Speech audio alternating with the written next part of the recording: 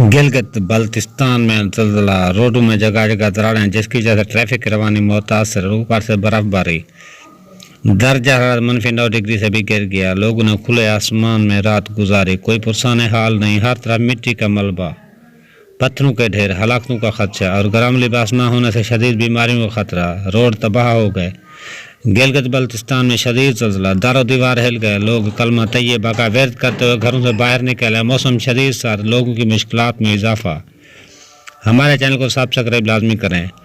ادھر fort remove میں بھی موسم شدید سرد ہے اور برف باری ہو رہی ہے، بارش کی وجہ سے لوگ گھروں میں دبک کر رہ گئے ہیں، پہاڑوں پر اور تمام درختوں نے سفید چاندی کی چادر اوڑھ لی ہے،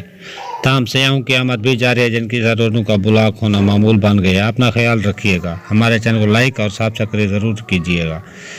تاکہ ہم آپ کو ہر آنے والی نئی ویڈیو کے بارے میں آگاہ کر سکیں، جس کی وجہ سے آج تمام ملک رنج و غم کے عالم میں شکار ہو گیا ہے۔